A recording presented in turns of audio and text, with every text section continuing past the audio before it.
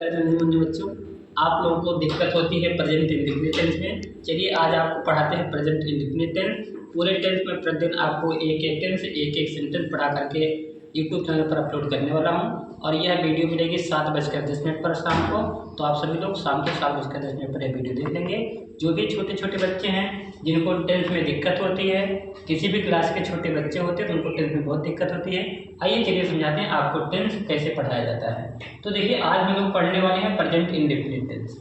Present indefinite tense सबसे पहला point होता है इसकी पहचान क्या होती है। तो प्रेजेंट इंडेफिनिट टेंस की पहचान होती है इस टेंस के वाक्यों के अंत में ता है, ती है, ते है, ताहू आदि शब्द आते हैं। कहने का मतलब जब वाक्य दिया हो और वाक्य के अंत में ता है, ती है, ते हैं, ऐसे शब्द मिलेंगे। चाहे वो किसी कहानी में दिया हो या कहीं आपको छोटा सा ट्रांसलेशन करने के लिए दिया जाए। जब आपको हिंदी से अंग्रेजी में ट्रांसलेशन करने दिया जाता है तो आपके सामने बहुत सी दिक्कतें आती हैं और आप उसका अनुवाद कर नहीं पाते। तो ध्यान देंगे, पहला वाक्य करा जैसे करा रामू बाजार जाता है। तो जब वाक्य के अंत में ता है, फिर कहा मैं पुस्तक पढ़ता हूँ, वाक्य के अंत में ता हूँ, वाक्य के अंत में ते हैं। इस प्रकार के शब्द जब भी मिलते हैं तो वह प्रेजेंट इंडेफिनिट टेंस होता है। कहने का मतलब वहाँ आपको प्रेजेंट इंडेफिनिट टेंस का नियम लगाना है। तो पहला वाक्य हम लोग पढ़ेंगे अफर्मेटिव सेंटेंस। सबसे बड़ी बात होती है प्रेजेंट इंडेफिनिट टेंस की सहायक क्रिया की। तो प्रेजेंट इंडेफिनिट टेंस सहायक क्रिया होती है डू और डज। एक वचन करता होगा, सब्जेक्ट एक वचन होगा तब डज का प्रयोग किया जाएगा, और जब सब्जेक्ट यानी कि करता बहुवचन होगा तब डू का प्रयोग किया जाएगा। तो एक वचन कर्ता के साथ डज का प्रयोग, बहुवचन कर्ता के साथ डू का प्रयोग किया जाता है। एक वचन कर्ता कौन कौन है? ही हो गया, सी हो गया, इट हो गया या किसी का नाम हो गया तो एक वचन कर्ता होगा। बहुवचन कर्ता में आई, बी, दे, यू अगर आएगा तो ये होता है बहुवचन कर्ता होता है। चलिए पढ़ते हैं अफर्मेटिव सेंटेंस का नियम। सबसे पहले केवल ये प्रेजेंट इंडेफिनिट टेंस ही नहीं बल्कि जितना भी टेंस होता है सबका अनुवाद इसी अनुसार से किया जाता है।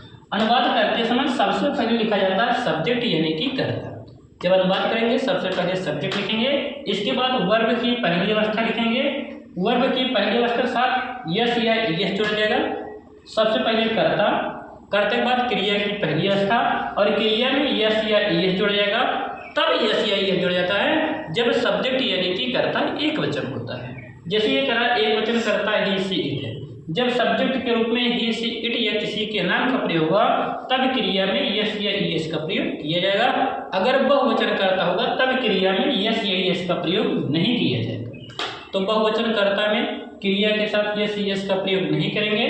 तो देखिए अनुवाद का नियम कहता है सबसे पहले सब्जेक्ट लिखें, तब वर्ब की पहली अवस्था, जरूरत पड़ने पर यस या यस जोड़ेंगे। इसके बाद ऑब्जेक्ट लिखेंगे, कर्म लिखेंगे, बाद में कॉम्प्लीमेंट यानी कि पूरक लिखेंगे।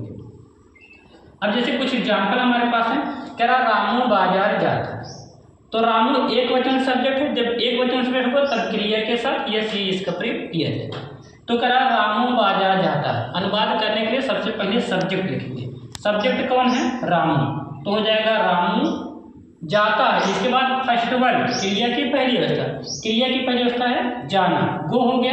अब रामू एक वचन है इसलिए गो में ई जोड़ा गया। तो रामू गोज टू मार्केट, तो हो गया रामू बाजार जाता है। दूसरा वाक्य है मैं पुस्तक पढ़ता हूँ, मैं पुस्तक पढ़ता हूँ। अब यहाँ आई है, आई माने मैं। बहुत बच्चे होते हैं यहाँ एम का प्रयोग है, वो एम नहीं रहेगा। कारण क्या है?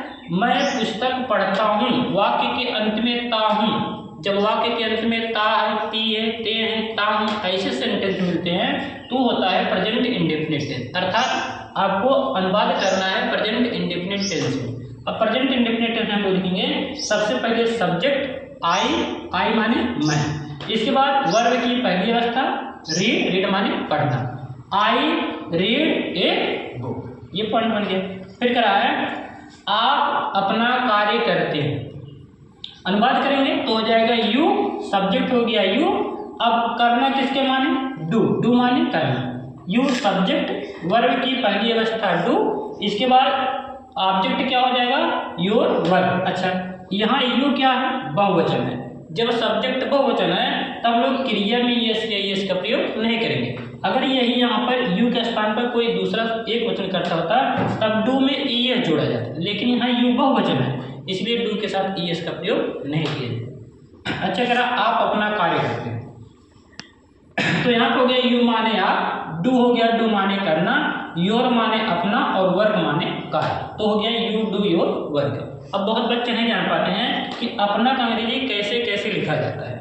तो जब हम लोग ध्यान देंगे, जब आई होगा तो अपना की अंग्रेजी माई लिखा जाता है, ही होगा तो अपना का अंग्रेजी ही लिखा जाता है, सी होगा तो अपना का अंग्रेजी हर लिखा जाता है, यू होगा तो अपना का अंग्रेजी यू लिखा जाता है, और बी होगा तो अपना का अंग्रेजी आवर लिखा जाता है, दे होगा तो अपना का अंग्रेजी दिए लिखा जाता है, और जब बहुवचन सब्जेक्ट होता है तब अपना का अंग्रेजी दिए लिखा जाता है। प्यारे नन्हे मुन्ने बच्चों, ये हो गया अफर्मेटिव सेंटेंस। कल हम लोग सीखेंगे नेगेटिव सेंटेंस। वीडियो कैसी लगी कमेंट में जरूर बताएंगे। अगर आपको वीडियो पसंद आई है तो वीडियो को एक लाइक करेंगे, वीडियो को शेयर करेंगे, चैनल पर नए हैं तो चैनल को सब्सक्राइब करेंगे। आप जुड़े हैं टारगेट एनसीईआरटी यूट्यूब प्लेटफॉर्म के साथ, इसलिए टारगेट एनसीईआरटी यूट्यूब प्लेटफॉर्म आपके उज्जवल और स्वर्णिम भविष्य की कामना करता है। जय हिंद प्यारे बच्चों।